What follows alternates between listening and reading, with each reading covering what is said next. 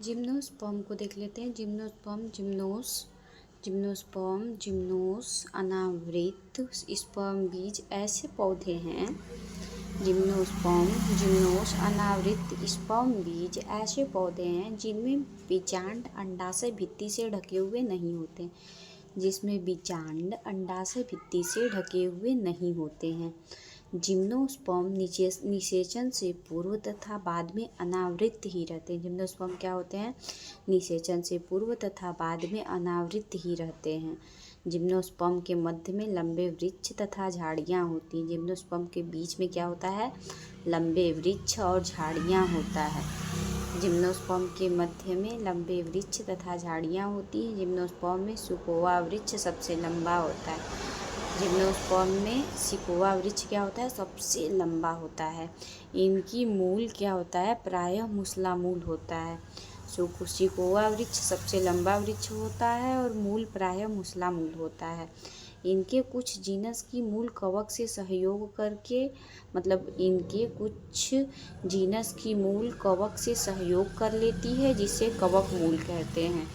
Gymnosperm में कुछ genus की मूल कवक से सहयोग कर लेती है, जिसे कवक मूल कहते हैं। उदाहरण क्या है? पाइनस। जिम्नोस्पर्म में उदाहरण है पाइनस। जबकि कुछ अन्यों की छोटी विशिष्ट मूल नाइट्रोजन स्थिर करने वाले साइनोबैक्टीरिया के साथ सहयोग कर लेती हैं, जिसे प्रवाल मूल कहते हैं। जबकि कुछ अन्यों की छोटी विशिष्ट मूल नाइट्रोजन स्थिर करने वाले साइनोबैक्टीरिया के साथ सहयोग कर लेती हैं, जिसे प्रवाल मूल कहते हैं। इसका उदाहरण है साइकस। जो प्रवाल मूल कर लेता है उसका उदाहरण देख लेते हैं। यह है साइकस। इसके तने अशाखित साइकस अथवा शाखित पाइनस सीड्रस होते हैं। इसका तना कैसा होता है? अशाखित साइकस में होता है और शाखित पाइनस सीड्रस होते हैं। इनकी पत्तियां सरल और संयुक्त होती हैं। इनकी पत्तियां क्या होती हैं? सरल और संयुक्त होती हैं। तने अशाखित साइकस अथवा शाखित पाइनस सीड्रस होते हैं। इनकी पत्तियां सरल तथा संयुक्त होती हैं। साइकस में पिच्छाकार पत्तियां कुछ वर्षों तक रहती हैं। साइकस में क्या करती हैं पत्तियां?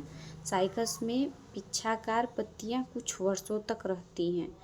साइकस में पिच्छाकार पत्तियां जो होती हैं कुछ वर्षों तक रहती हैं। जिम्नोस्पर्म में पत्तियां अधिक ताप, नमी तथा वायु को सहन कर सकते हैं।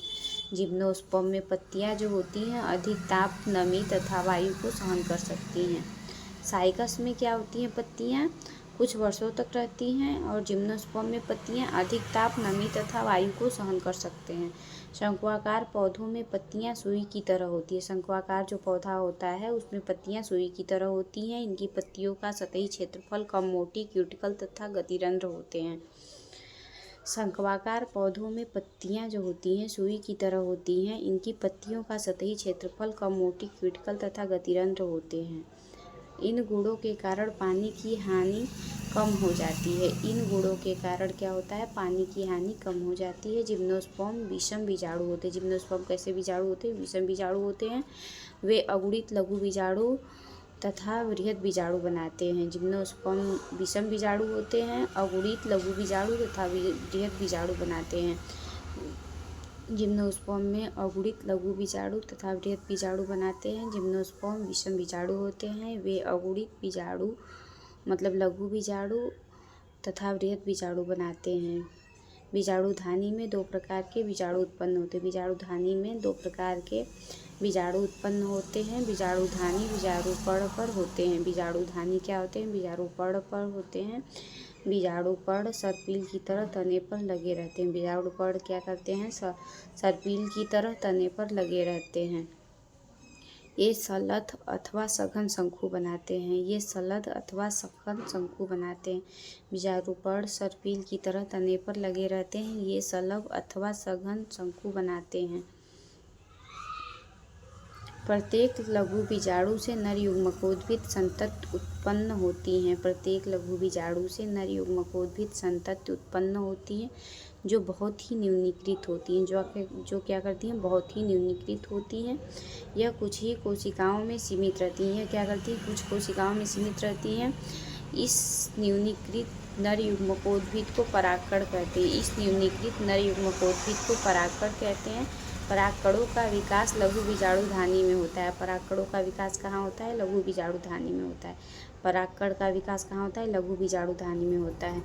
जिस शंकु पर गुरु बीजाणुपर्ण तथा गुरु बीजाणुधानी होती हैं, जिस शंकु पर गुरु बीजाणुपर्ण तथा गुरु बीजाणुधानी होती है, उन्हें गुरु बीजाणुधानी अथवा मादा शंकु कहते हैं। जिस शंकु पर गुरु बीजाणुपर्ण तथा गुरु बीजाणुधानी होती है, उन्हें गुरु बीजाणुधानी अथवा मादा शंकु कहते हैं।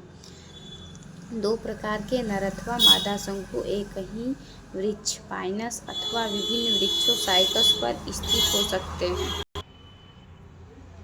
दो प्रकार के नर अथवा मादा शंकु एक ही वृक्ष, दो प्रकार के नर अथवा मादा शंकु एक ही वृक्ष, पाइनस अथवा विभिन्न वृक्ष पर साइकस पर स्थित हो सकते हैं। गुरु बीजाणु मात्र कोशिका बीजांडकाय की एक कोशिका से विभेदित हो जाता है। गुरु बीजाणु मात्र कोशिका बीजांडकाय की एक कोशिका से विभेदित हो जाता है। गुरु बीजाणु मात्र कोशिका बीजांडकाय की एक कोशिका से विभेदित हो जाता है। बीजांड एक अस्तर द्वारा सुरक्षित रहता है। बीजांड क्या होता है? एक अस्तर द्वारा सुरक्षित रहता है और इन सघन रचना को बीजांड कहते हैं। बीजांड एक अस्तर द्वारा सुरक्षित रहता है और इस सघन रचना को बीजांड कहते हैं। नोट्स जिसे बनाना हो स्क्रीनशॉट ले सकता है।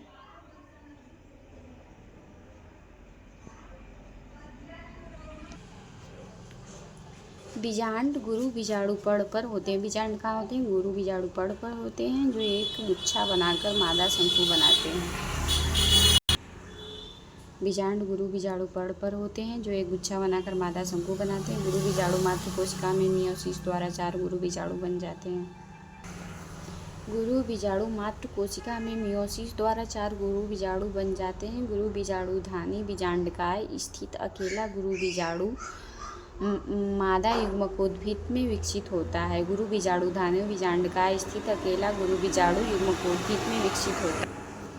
इसमें 2 अथवा 2 से अधिक स्त्रीधानी अथवा मादा जनन अंग होते हैं। इसमें 2 अथवा 2 से अधिक स्त्रीधानी अथवा मादा जनन अंग होते हैं। बहुकोशिक मादा युग्मकोद्भिद गुरु बीजाणुधानी में ही रह जाते हैं। बहुकोशिक मादा युग्मकोद्भिद भी गुरु बीजाणुधानी में रह जाते हैं। बहुकोशिक मादा युग्मकोद्भिद गुरु बीजाणु में ही रह जाते हैं। जिम्नोस्पर्म में दोनों ही नर तथा मादा युग्मकोद्भिद ब्रायोफाइट तथा टेरिडोफाइट की तरह स्वतंत्र नहीं होते हैं। जिम्नोस्पर्म में दोनों ही नर और मादा युग्मकोद्भिद ब्रायोफाइट और टेरिडोफाइट की तरह स्वतंत्र नहीं होते हैं। वे क्या करते हैं? स्पोरोफाइट पर बीजाणुधानी में ही रहते हैं। वे स्पोरोफाइट पर बीजाणुधानी में रहते हैं। बीजाणुधानी में परागकण बाहर निकलते हैं। बीजाणुधानी में परागकण बाहर निकलते हैं। गुरु बीजाणुपर्ण पर स्थित बीजांडकाय में छिद्र तक हवा द्वारा ले जाए जाते हैं। बीजाणुधानी में परागकण बाहर निकलते हैं। गुरु बीजाणुपर्ण पर स्थित बीजांडकाय के छिद्र तक हवा द्वारा ले जाए जाते हैं। परागकण से एक परागनली बनती है। परागकण से एक परागनली बनती है।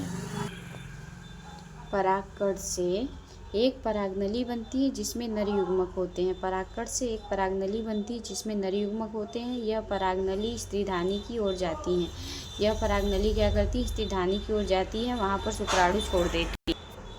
निषेचन के बाद युग्मक बनता है जिसमें भ्रूण विकसित होता है। निषेचन के बाद क्या होता है? युग्मक बनता है जिसमें भ्रूण विकसित होता है। निषेचन होने के बाद युग्मक बनता है, उसमें भ्रूण विकसित होता है और बीजांड से बीज बनाते हैं।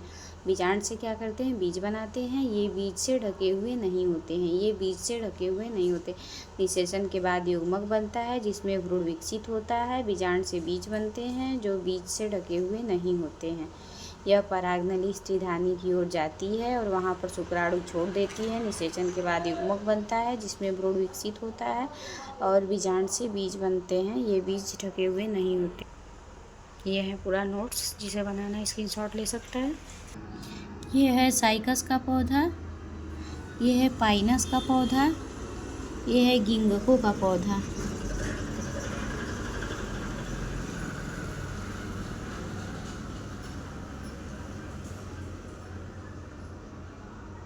पाइनस, साइकस, गिंगहो, सॉरी फिर से देख लेते हैं। पहला वाला क्या है, साइकस है, यह है साइकस का पौधा। दूसरा वाला है पाइनस का पौधा। तीसरा वाला है गिंगहो।